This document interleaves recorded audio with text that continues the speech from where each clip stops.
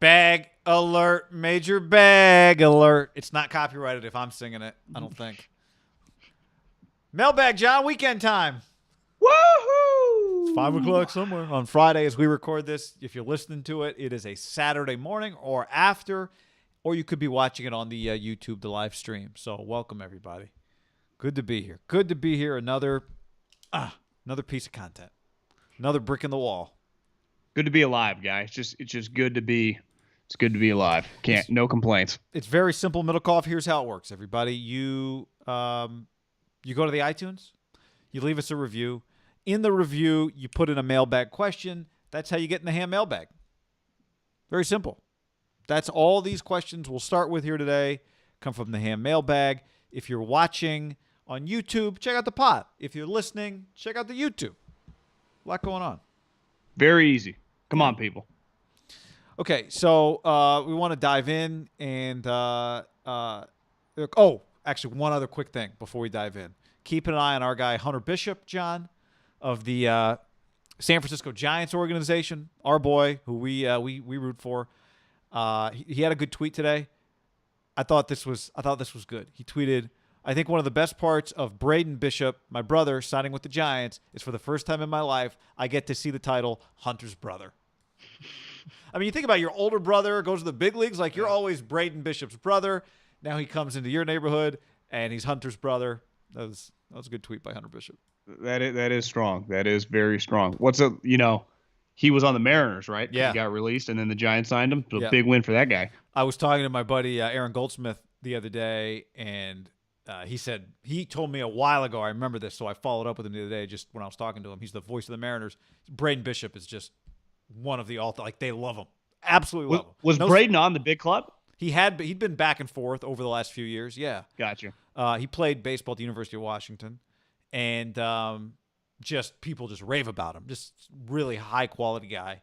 Just like we rave about Hunter after we had him on the show and have gotten to know him a little bit. So I'm not saying he's this guy, but I remember the Giants having some success with a guy that went to the University of Washington. I think his name started with a T. Big and time ended Timmy Jim? in M.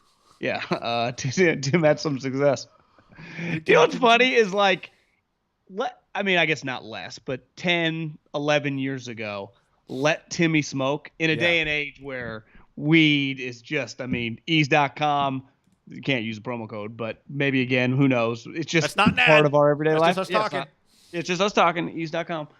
It's part of it, everyday vernacular and life and helping people. And that was a big deal. And it's been a couple prominent players in the Bay Area, Lincecum and Clay, where it's just known they get high all the time. It's embraced, and they were arguably, most popular players on the team. Yeah. I guess Clay has Steph, but Clay's pretty freaking popular. I know. Clay's popular. It's like him and Steph are popular in the same way, but also in kind of a different, quirky way. Yeah. But they are kind of a duo in a weird way, even though Steph's kind of the headliner, but they are kind of synonymous with each other, where Tim was a solo act. Tim was, yes. Yeah, Tim was. But he was like part of the Giants. You win 3 World Series. That is the thing that pushes your product more than anything else. But they just had they had the baby giraffe and they had Buster and they had they kept nailing it of marketing the group as a group of lovables, Yeah. Lincecum in his heyday was a fucking badass. He was 5'8", skinny. I guess he wasn't 5'8", because I remember standing at maybe 5'11". Yeah, he looked small. But he's Steph-ish in that way. His build, the fact that he's not huge is part of, and dominates, these other athletes, is part of the attraction of Steph, at least early in his career, before it was clear he was one of the all-time greats. Yeah. Right? For sure. Did I tell you this? I think I've told you this. I remember. They sucked, and he was just so sweet. Yeah. I remember that first Sunday Night Baseball against the Phillies very clearly.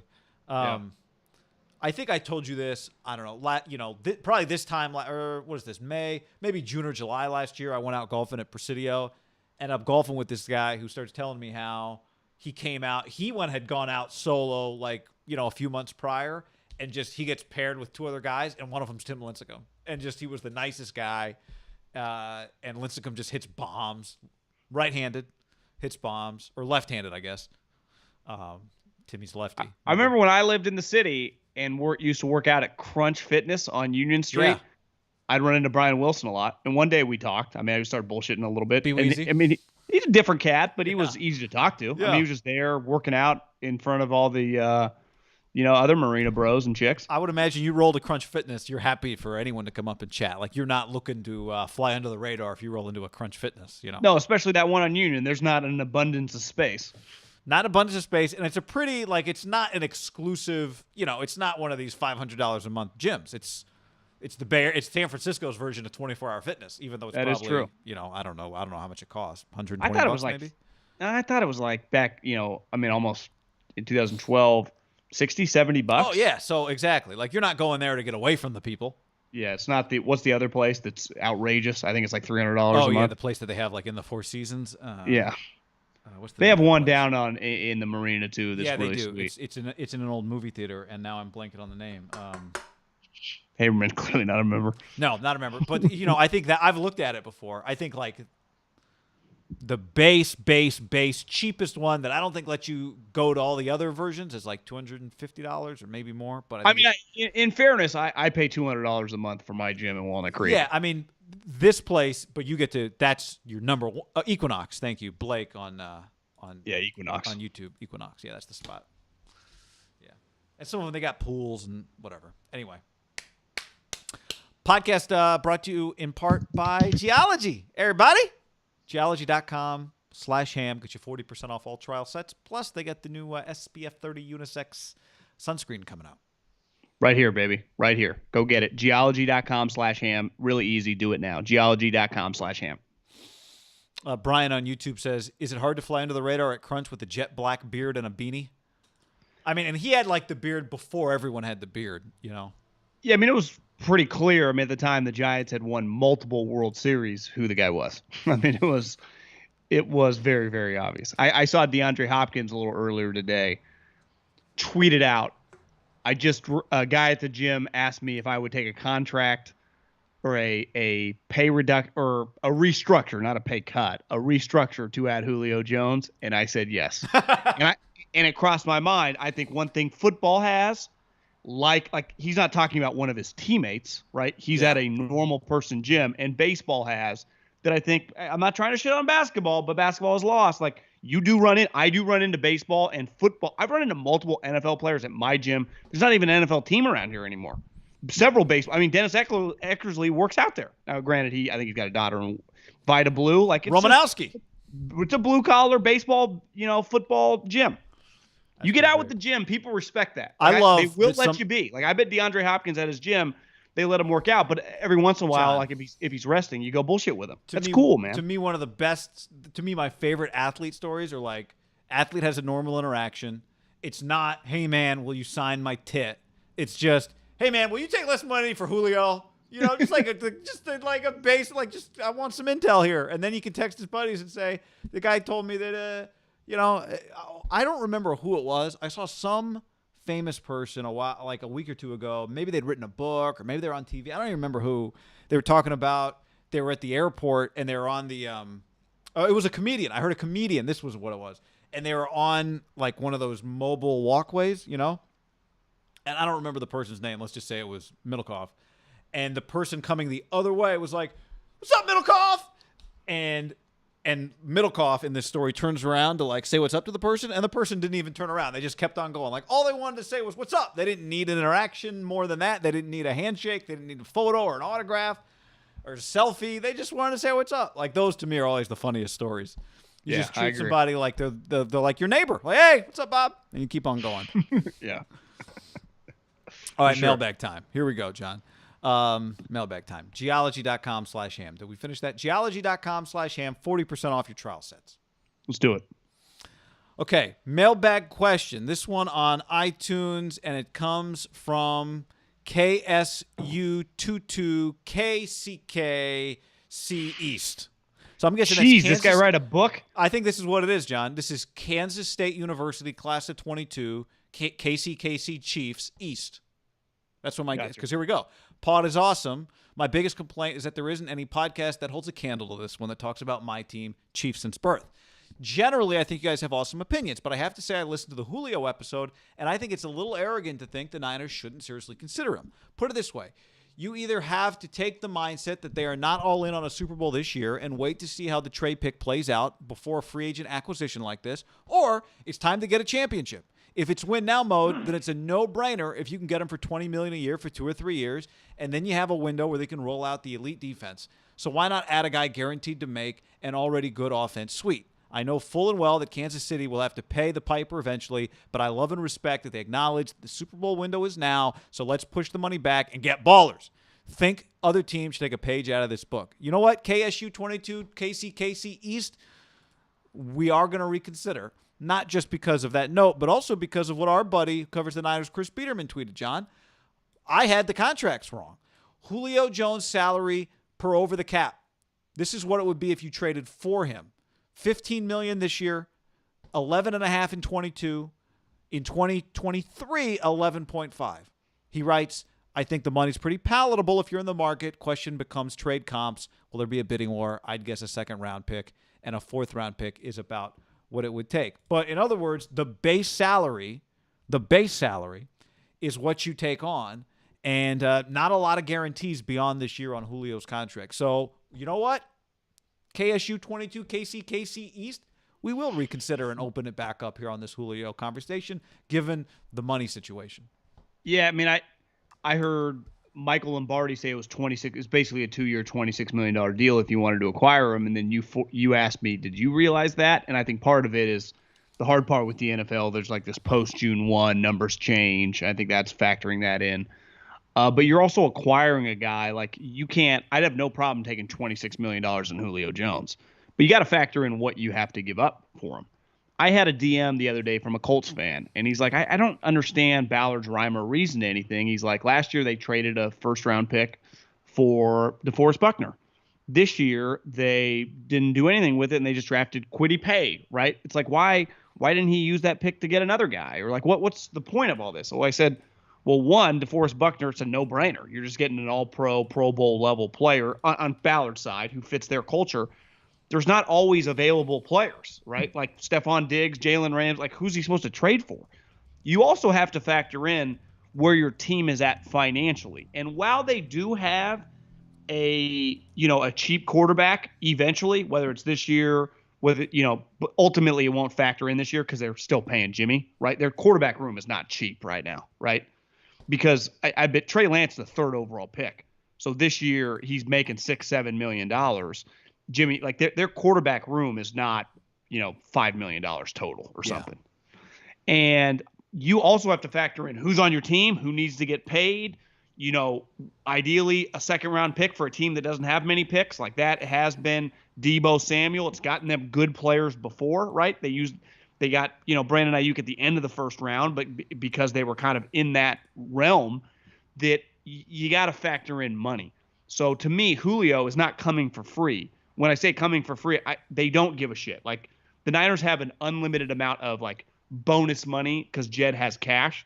They don't have a problem spending money. Now you got to factor it within the cap, but you do have to factor in, is it worth to make a short-term risk when that second round pick, like we'll buy guys in free agency, right? But we only have so many picks, and that second round pick, even if we're good this year, is still pretty powerful. And so if people are willing to offer a second round pick, is that more valuable to us because we don't have first round picks coming for a while? Look at the Texans, are a good example of a team that like the last couple of years they haven't had any picks.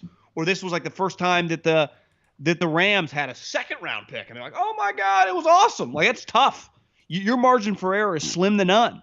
So I'm not opposed. Like Julio Jones is everything you'd want in a player, right? Elite talent, elite football character, elite production. Like he has it all. But you do have to, like, there is a bidding process, right? There are going to be, he's on the market. There are several teams interested. It's like the fucking housing market. Part of the reason the housing market's skyrocketing because there are a lot of people that want a limited amount of homes. So if Julio Jones was somewhat of an outlier and like only one team was interested because he made a ton of money, you probably get him for a fourth if they just want to unload the money. That's not the case here. Like I think, wouldn't you be shocked if he doesn't go for a second round pick? I would be, yeah. Because remember, when we go back, here's where I will repeat how I ranked my list of concerns for Julio Jones. My number one concern was the cost of the trade. I said that before, and I still maintain that. My number two concern was his salary, which is obviously a much smaller concern, although there is a concern there worth getting back to. Third concern is production and health. It's concerning health. My question on his production, I still think he'll be a really good player. I don't think he's washed up or anything like that. But the question, let's go back to salary, John. I know what he is scheduled to make right now, right? We know this now accurately. $15 million, $11 million next year. Great. What are you thinking? You get Julio, he plays well this year, and then you pay him $11 million next year? Fantastic. What's Julio thinking? No way in hell am I showing up for $11 million.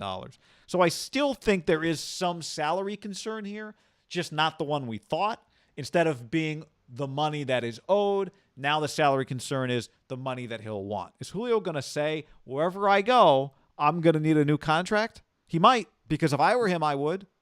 Well, if it goes well, let's say the Niners traded for him, and he had a good season, and they were really good.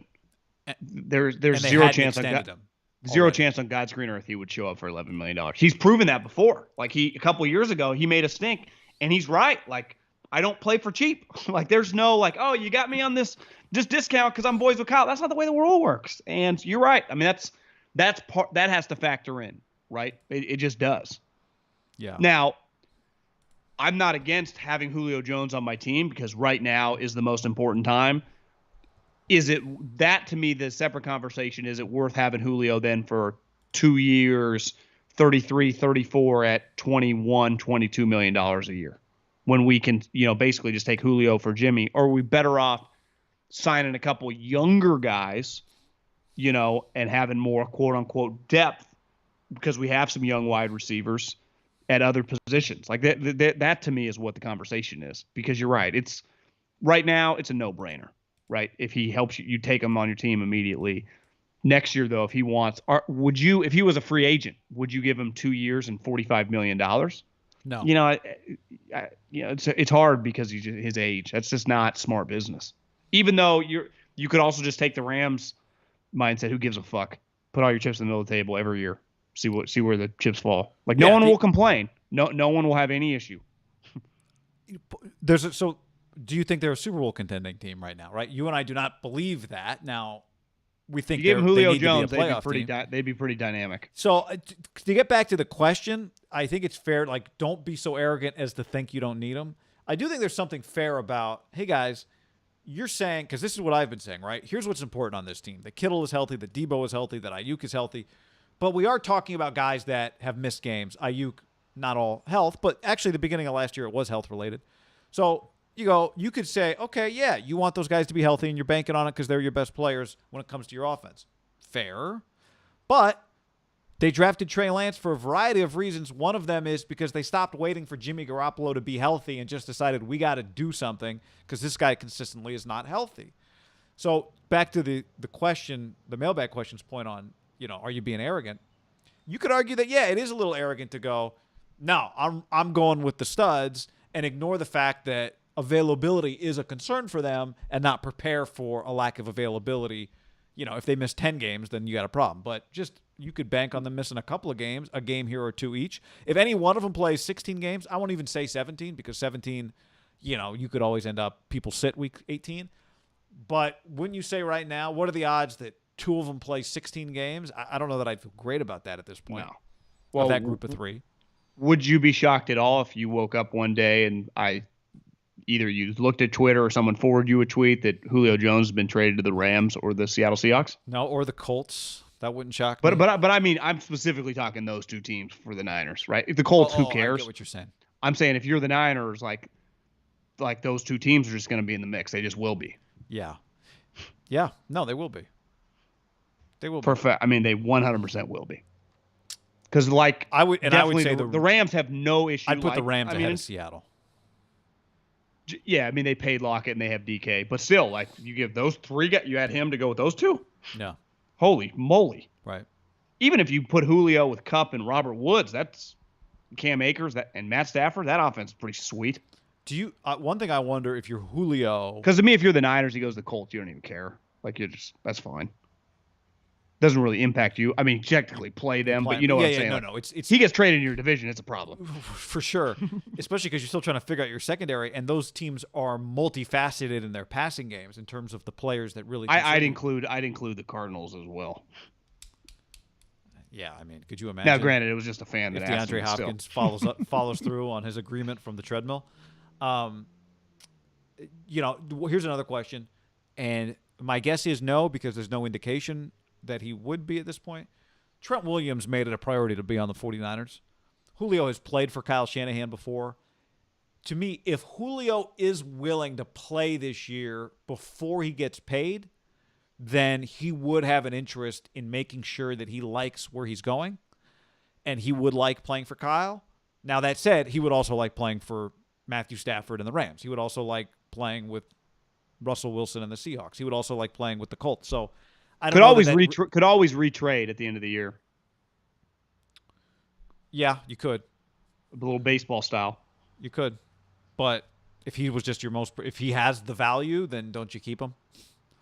I mean, there would be pressure on them to keep him, yeah. But there's the finances that play a part. You would easily argue, the time to do this sort of stuff is when your quarterback is making $6 million. So if Trey Lance is clearly your starting quarterback, then the time to do it, we've seen it with Josh Allen. I've talked about it. You've seen it with Mahomes. Josh Allen's the 10th highest paid guy in the Bills right now. Like, it doesn't last. That is almost over for them. Here's what I do know. I don't know how this year's going to shake out. Clearly, the moment Mac Jones went to the Patriots, Jimmy was going to be here. 1,000,000%. I would bet $10,000 right now. Trey Lance, I mean, obviously health permitting, Trey Lance is the starting quarterback in 2022, right? He ain't sitting for 2 years. I don't give a shit if you win the Super Bowl. Trey Lance is starting next year. Like, they just traded. I mean, yeah, I think you have to assume that.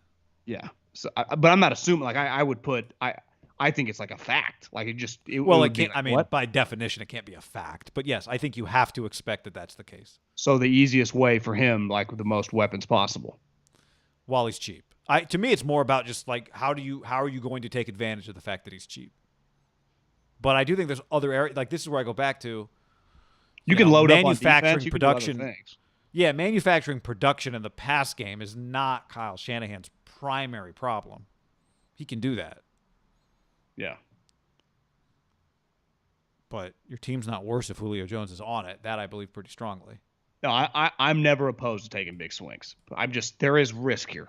But sometimes I think we talk too much when it comes to football on the risk. Like, who gives a shit?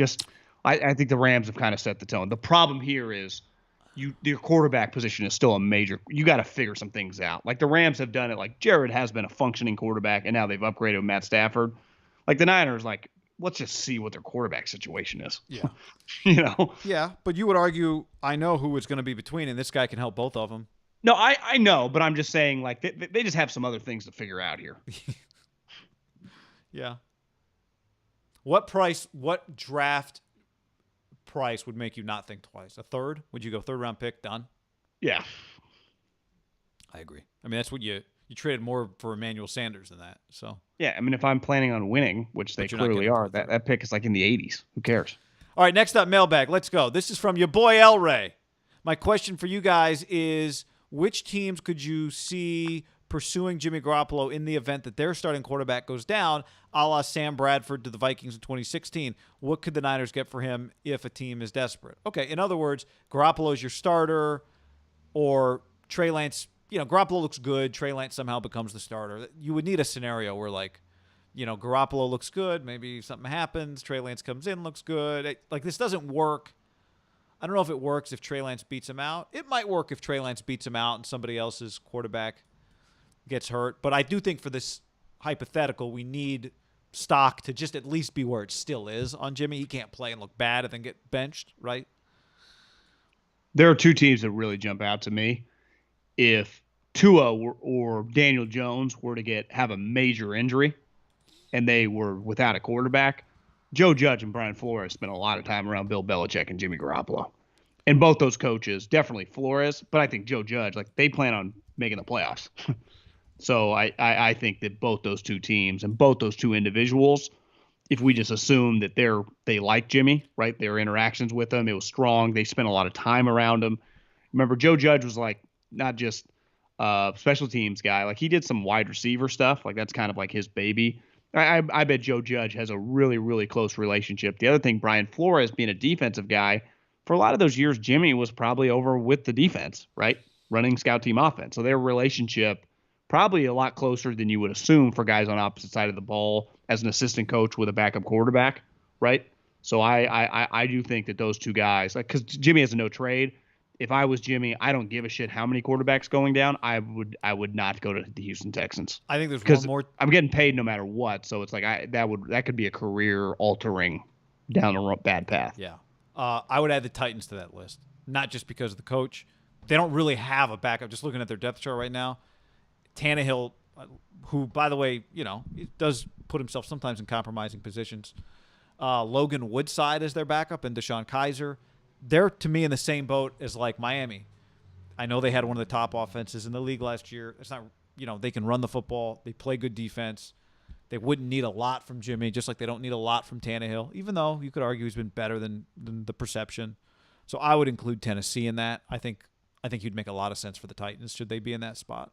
Coach, GM, both Bill Belichick guys. Oh, yeah, GM too. You're right. So that's a good question. Anybody else? I mean, Vikings. I don't know what their backups are. I think he'd have some options if there were a devastating injury for sure. Next up, mailbag. This is from Thick Boy Gumby. Fellas, is there a jersey more lame for a fan to wear than a Seahawks 12 jersey? Yeah, there's the split jerseys for the towns that have split. The Mets, Yankees, A's, Giants, stuff like that's pretty cheesy. Yeah, what if you're a family member like Brady family and I don't AJ judge. Hawk? Yeah, family members, you're allowed to do whatever you want. Okay, what about personalized jerseys? Depends how old you are.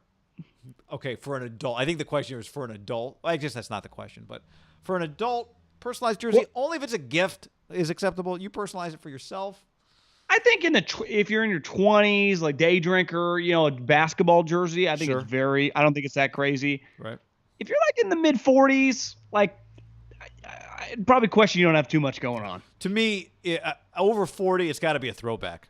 So it's like, yeah, but 20-year-old me is wearing this jersey from 20 years ago. You know what I mean? Throwback jersey. Can you get away with that? It's weird because I'm not a jersey guy, and it'd be very easy for me to shit on that guy. But the simple reality is we're going to have 40-year-olds that like our stuff. Like that, they're not that wear those. Like they are passionate about the sport. Like I can't hate. Let me be very clear. I agree.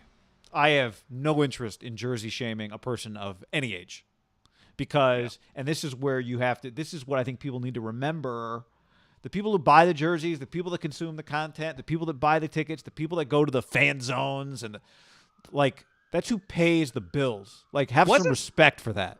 Wasn't there a story once upon a time of one of the guys that wore the shoulder pads at a Raider game in the black hole with the spikes was actually like a lawyer and made like a couple $100,000. Like he was a very successful guy. Yeah, I think you can never same with Philly. Like there was this one video of this guy screaming in the fans, and it was like, this is the most prominent local doctor in South Philly. It's just, you can't underestimate. It is an escape for a lot of individuals. It's one thing I think the media has really lost touch with, and sometimes even I think they are important. It's not just escape; it's also just there's people having fun, and a lot of people have fun in different ways. Sports is like, there are people who don't like sports who think we're a bunch of weirdos, right? All of us, anybody who pays attention to this stuff, draft position and. Like, what do you guys, and then other people like other stuff. So, the phrase I've been adopting recently, John, which is don't yuck my yum. I'm having harmless fun over here. Don't tell me you hate it, and I'll let you do whatever makes you happy. Plus, like that. I like a little shit talking between anybody and anybody in terms of just like some, easy shit talking. 12s. Here's what you can't deny about the 12s, John. They got something good going in terms of just fan activation, home field advantage, civic pride, all that stuff that you want out of a local sports team. Like all the things that a local sports team is supposed to do for a community, the Seattle Seahawks do for their community. And they're people, do you know they all wear Seahawks jerseys on Fridays in Seattle? Have you ever seen this? During the season, I've been in Seattle during the season. Everybody is wearing Seahawks jerseys. It's like a city thing. Like that's what you wear in Seattle on a Friday. It's pretty impressive. Well, let's face it. The most prominent player in franchise history is very cheesy in Russ. And I'm not going to – it's going to sound bad because I think there's a ton of substance to Pete, but there's a little cheesiness to him too. Like it does kind of represent those two in a weird way. I think one of the cheesiest things out of context is a pregame pump-up speech. Like if you just watch that out of context, you're like, We do this right here for our brothers. It's like, guys, come on. But you know what? There's a reason they do it. It fires them up. So who cares? Yeah. Leave them alone. Out of context pump up speeches can be pretty cheesy. But how could you see it? How could you see an out of context pump up speech when they're wearing shoulder pads? Well, what I mean is, like, if you're just sitting here just watching the thing, if you're in the stadium and they put that thing on the Jumbotron, like, you're like, fuck yeah, that fires me up. If you're just sitting on your couch and you happen to watch that thing, you'd be like, it's kind of dumb. I think it just depends who's saying it. Some That's people true. are dumb. Some people, and if you know one of them, you're like, I don't know if this would resonate with me. Next up, this is from Fleming 10. I'm from Wisconsin. After the Rodgers debacle on draft night, every Packer fan wanted Rodgers out and agreed with what I have said for years, which is that he's a poor leader. Now it's been a couple weeks. They all think Rodgers is in the right to want out. They think he handled the whole situation correctly. I'm a Brady fan, and they all keep saying Brady handled the Jimmy G situation worse than Rodgers. They also say Brady leaving for Tampa is the same as what Rodgers is doing in Green Bay right now. Can you explain the difference between Brady leaving New England and what Rodgers is doing now? Finally, do the Super Bowls change this conversation at all? Thank you. Love the pod. I mean, if Rodgers had won 5 Super Bowls, no, I don't think the Super Bowls change the conversation. I think these teams, the good teams, live in the future, not in the past, because Brady won a bunch of championships and he's not there anymore. And it does feel like part of the reason he's not there anymore. I mean, it's tough to say. I would say Green Bay, to me, has wanted Aaron more than New England wanted Tom at the end. That feels like a difference between these two things. I do think the Super Bowl changes it. It just gives you more equity with everyone. It doesn't make leaving or staying more difficult. Tom left as a free agent. Tom never once publicly went through anything close to this. The weirdest part of Tom is like, his house is for sale. Now, it was all precursor. Remember, it's like, God, this is kind of weird. And it did with drip, drip, drip. Or it's like, he restructured his contract, no franchise tag, but again, played out the contract. Say what you want. Like, Tom did it pretty respectfully. He never, ever, ruined his equity with the fan base. If anything, he kind of put it on them. It's like, guys, you don't want to pay me $50 million? I'm not costing. The Bucs did not give me $80 million for 2 years. It's like, Bill, we wouldn't give him 2 years, $50 million? Like, if you look back, every Patriot fan and go, would you have been more angry knowing that it's just 2 years for $50 million? Bill couldn't give him 2 years, $60 fucking million? Like, what are we doing? I think the Patriot fan kind of goes like, how did we screw this up? Or is it just simple as time for a breakup? Tom was also there several years longer.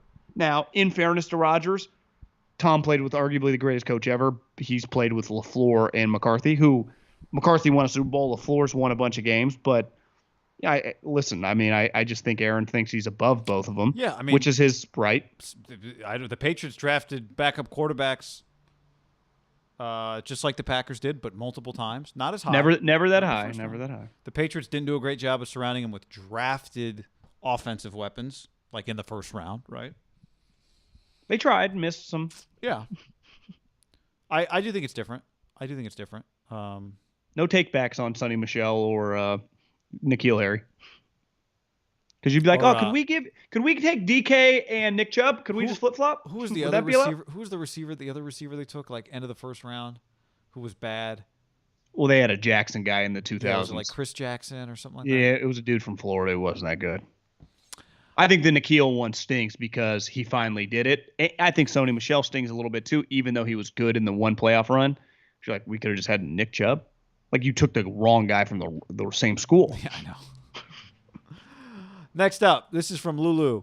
Can you guys talk a little about Lulu69? Can you guys talk a little about the difference with draft capital in the NFL versus the NBA? I feel like the NBA structure doesn't let teams rebuild well like the NFL. The NFL product is so good on paper and on TV, and it's because we never know what's going to happen, unlike the NBA where things seem predestined. Well, I mean, the first difference, right, is the number of available immediate impact players is the primary difference. I think every team in the NFL, and probably twice, 3 times, the good ones 5, 6 times, have hit on so many Draymond Greens over the years. Because a second-round pick in the NBA would probably be equivalent of Draymond was early in the second round, like a 4th or a 5th round pick. Like if you just went around the league, I bet most teams' best players or like every team on the league has a star player or a guy that's like one of their best players that's a mid to late round pick. You could just fire around the league. Who's definitely a non-first round pick, but probably third through like the sixth round, someone has a guy that you nailed. Whether it's Edelman, whether it's Kittle, whether it's Sherman, whether it's you just move around the league and it's just like boom, boom, boom, boom. That's the way it happens. Even Cooper Kupp in the third, just guys that doesn't exist in the NBA. So I do think picks are very, very valuable. But definitely if you just wanted to stick on like the second and third round, like the non-premium guys, I'd say basically every GM has hit a home run in that round. So you just know it. So you're just like, we got the 40th pick. Like, not only do I pretty confident that I can, or I just have a track record and you just look around the league, but also that guy's then really cheap. It's harder to pivot. Like in the NBA, you're like, the likelihood that like Cade Cunningham's going to be good is slim to none, let alone a guy like that goes 15th, let alone a guy that goes 60th. What's the NBA equivalent of what is the NFL equivalent of an NBA second round pick? Like, especially the middle of the back, like a fourth? I just think it probably depends. Like where the last pick in the second round would be like a 7. Let's just say the middle of the second round. Well, it's not a like what would you say? What would you say Draymond is like pick 35? Yeah, third rounder. Yeah, third, fifth rounder, third, fourth rounder, somewhere in there. Yeah, and they happen in the NBA, but they happen every year in the NFL, or just. I'd say Draymond's a pretty big outlier. No. Not Draymond. I'm just saying you nail like every year in the third round, somebody's just getting a starter. In the NBA, guys, you're not getting starters in the first round. But I even think, I think Draymond is a whole other. The second round in the NBA probably starts at like pick 16, and it's just a complete crapshoot. Right. Like for every Jimmy Butler at 27, there are way more Haberman and Middlecoffs that are just like, this guy stinks. Yeah. Or like even just struggle to play. And also now, also think about this. In the NFL, you are getting a 3-year player. Now, he may not have played all 3 years. He may be Trey Lance, but you're just getting more information on the guys that you draft in the NFL. I actually think the NBA's made a mistake. I would have gone either come out of high school, you got to stay 2 years in the college. I think that would help the sport. I think the college basketball being less relevant has really hurt the NBA because we just don't know the guy's stories as much. Yeah, well, it hurts it from an entertainment standpoint, but also from an evaluation standpoint. I want to see the 15 best players all playing in the NCAA tournament and see them, in these big moments, on these big stages, in these difficult circumstances. Right? There's that too. Next up, mailbag. Hair Weave Killer. Looking at the Raiders' schedule, it can be very easy for this team to go 500 or sub 500. My question is that if the team goes 500 or less this upcoming season and misses the playoffs for the 4th straight year of Gruden's tenure, who's the odd man out? Obviously, Mayock would be the first man gone and be an easy scapegoat due to our poor drafting, even though we know it's Gruden making the calls. Do you think Carr would be gone as well? He's got 2 years left on his contract with no guaranteed money left. If Carr is gone, do you see us signing a vet or drafting Mitch 2.0 and Sam Howell? Thank you for your time. Well, I mean, look, it's not hard to build a scenario where Derek Carr plays well and they miss the playoffs, right? Because we just saw it. So, I don't think Derek's at the top of the list. As always, you got to replace guys, and that's easier said than done. And if you're gonna, if Derek plays well but you miss the playoffs and you run him out of town, how do you upgrade? If you're not doing the Aaron Rodgers thing, so you're gonna miss the playoffs again because you went and got Sam Howell or whoever. So Mayock would be at the top of that list, right? For sure. Yeah, but so you're just going to be on your 3rd general manager under Gruden in 4 years? I mean, that's pretty crazy. 3rd general manager. Now, one was inherited, but he's searching for a 2nd GM and 2. Like when does that happen in the NFL, guy? I don't know if there is like a 10-year contract. Unless when you have a 10-year contract. If the reason that you were bad was Derek, then maybe that would make some sense. But if the same thing happens as last year, like he's clearly one of your better players, I would say you're just going to get rid of Derek. Like you're one positive. They're kind of out of scapegoats. Fired Mayock. Well, we didn't think Mike was making the picks to begin with. Like you're just rearranging chairs on the Titanic, right? Yeah. Let's go to the schedule. Oops. Can I do this right? I think I can.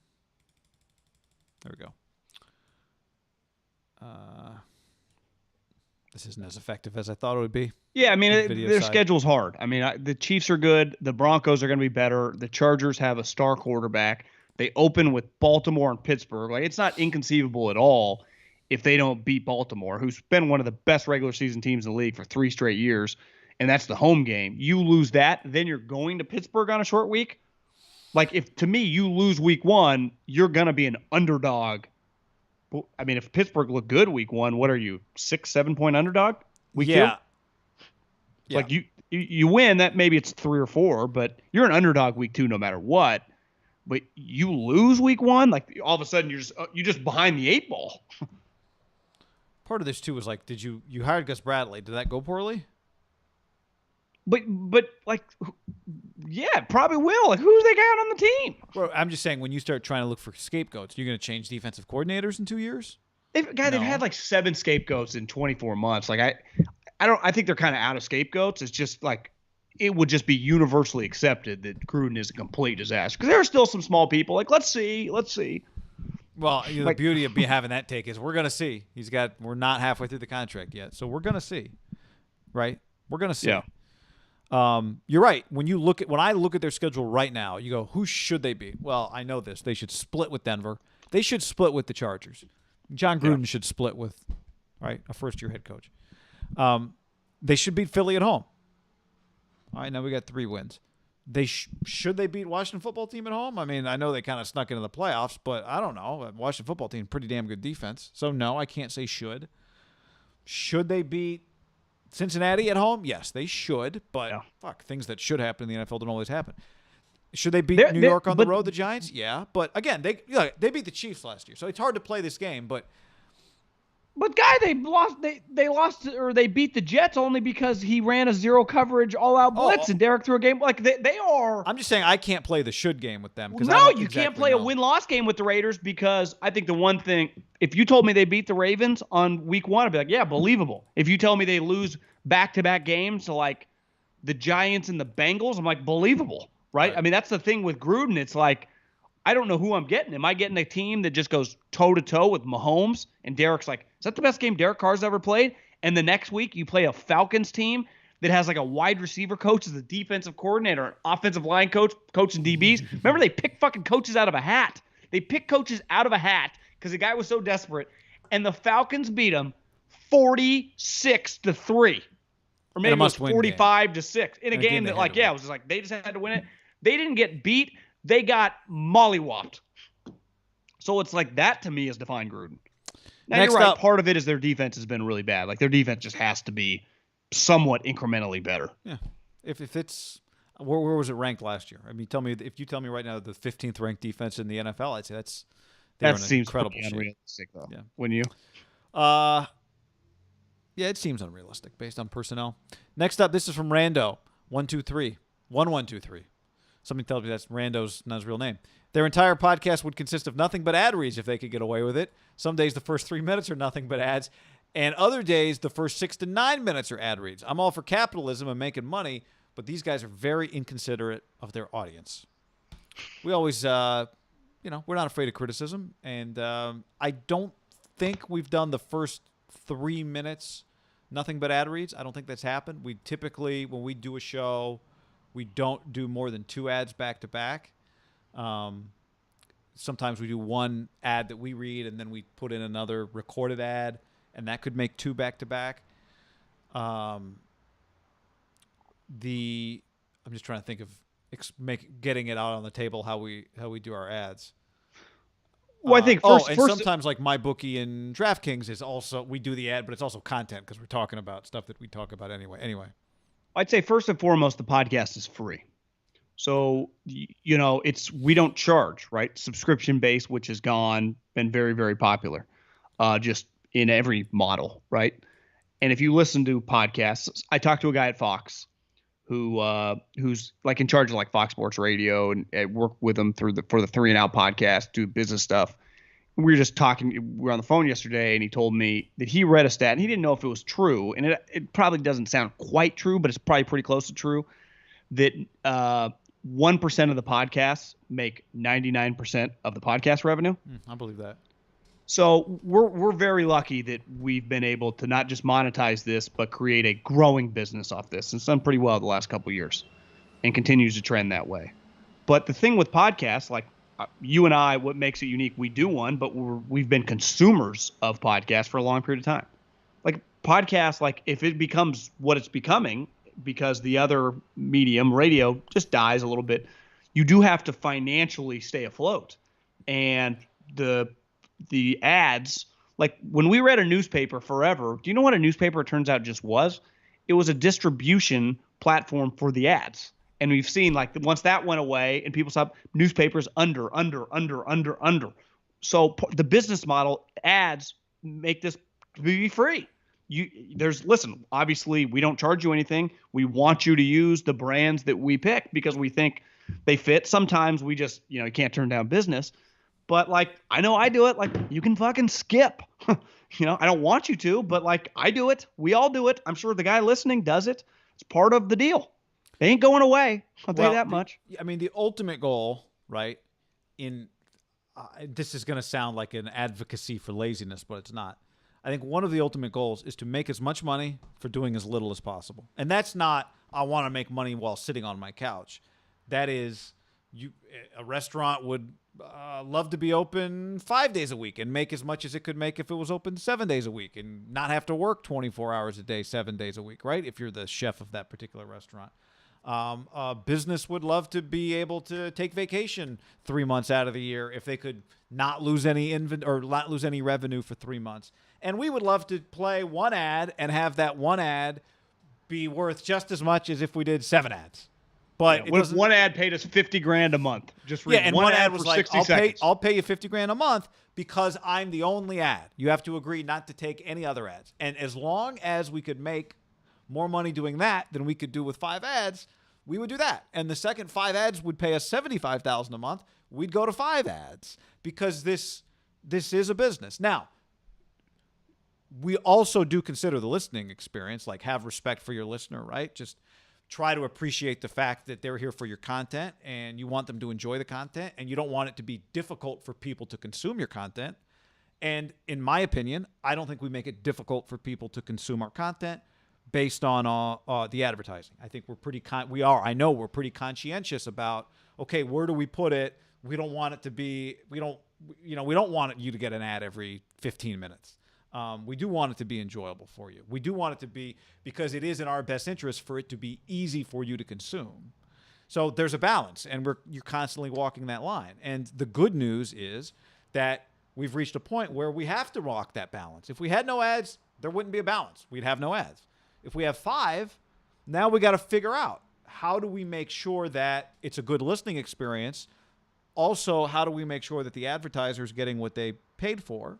Because in the end, we want this to make enough money that it can continue to make more money and be a real business, right? It's not, as you've always said, and I think you've always said it well, this is not a passion project. We have passion for it, but we need to make money doing it. Well, I'd even go a step further. If we're lucky enough, and thanks to people listening, that we can monetize this, and we have now for years. But if we were not able to, this might not exist like it does. I mean, just that. It wouldn't exist 4 days a week, I'll tell you that. Yeah, it would be. We'd have issues. Sometimes we do 7 days of content. Yeah, who knows? I mean, we understand we're very lucky, and it's a balance, like you said, but it just comes with the territory. It is the business model. If anything, as a consumer, you don't pay a fucking thing if you don't want to. It's actually pretty great. I listen to a ton of podcasts that I've never used any of their promo codes, not once. Thinking about it, right? Well, yeah, and ultimately, part of the reason you might use a promo code is you really want the product. Part of the reason you might use a promo code is to support and I'm not just talking about our show, is to support. Part of the reason, maybe you 100% want a product and 0% care about the show. That could happen. People have bought products from shows they hate because they want the product. Sometimes people, and this is why advertisers like ads that the hosts read versus ads that just play, they pay more money for those ads. Why? Because the listener, you guys listening, have a relationship with the host, and you might be more likely to try something that we're talking about than just some faceless advertising person.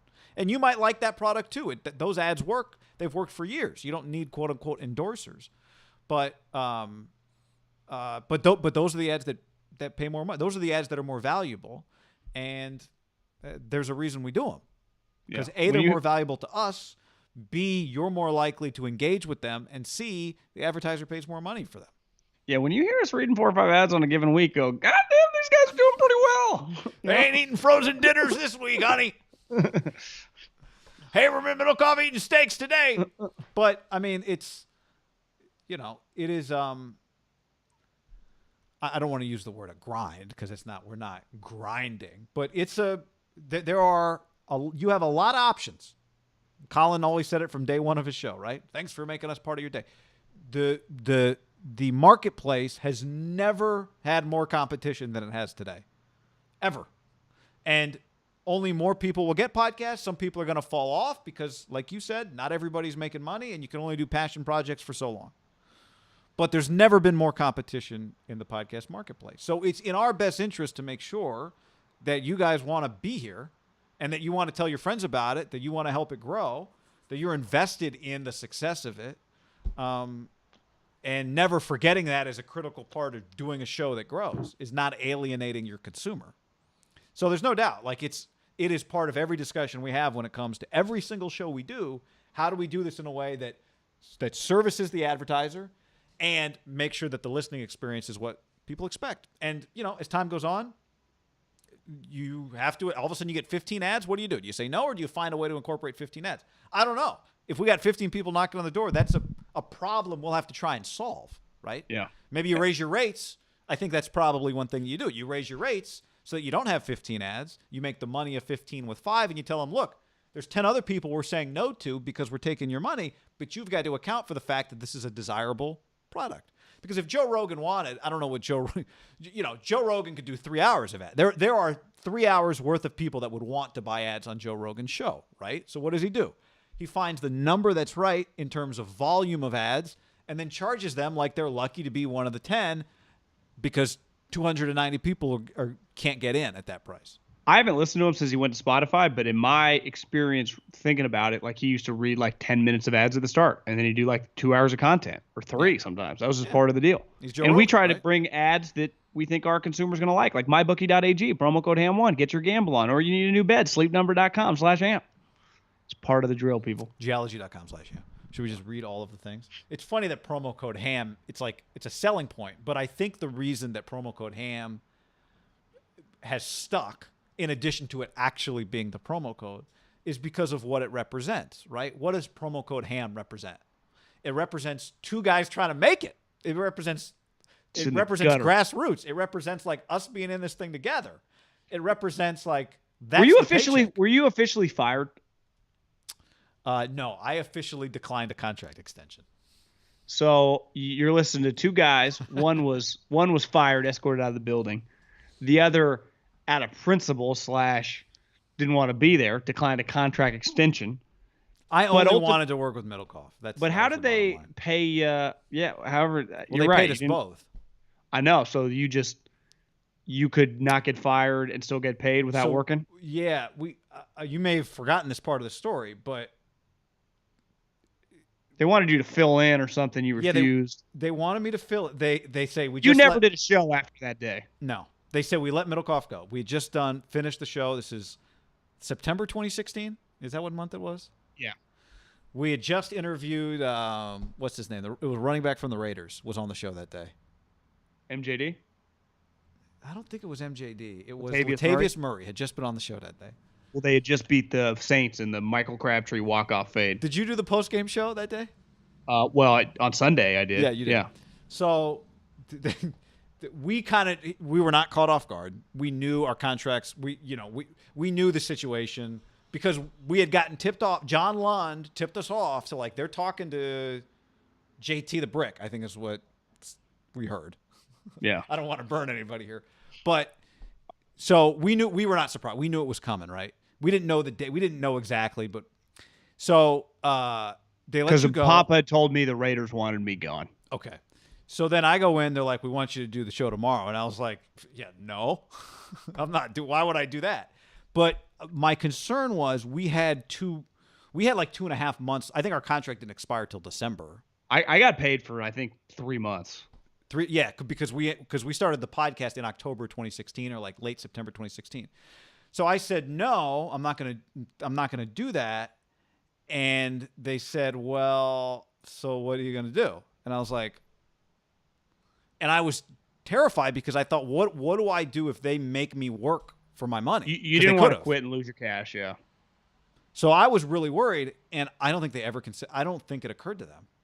They're like, well, okay, go see HR. Like they'll have your money. And I was is this and exactly? In my head, I'm like, Belichick oh my god. Yeah, like they didn't even play that card. Did they not know they had that card? We maybe were they just didn't dealing want with me around. Tim Usually Cook and Warren Buffett. But also, John, usually people on the way out don't get kept around because you can just blow shit up, right? You can go on there and be like, you can just start saying whatever you want. Yeah. So maybe they thought about it and decided not to. Why did this come up? I don't know. Oh, because we were talking about how this whole thing started. I just realized that I got this call with Gottlieb in a minute. Do you have another question? I'd forgotten about it. Is it a paid hit, John? Yes, it is. Yeah, you know what? We got 3 more, but we can save them for the next mailbag. This has been a meaty mailbag. So we had a few more. We'll get to them on the next mailbag. Good hanging out, everybody. Glad we ended on that note. Thanks for your support, huh? Thanks for your support. Appreciate you. All right. Get in the next mailbag and, holler at us. Find someone who will roll with you like Haberman will. Later.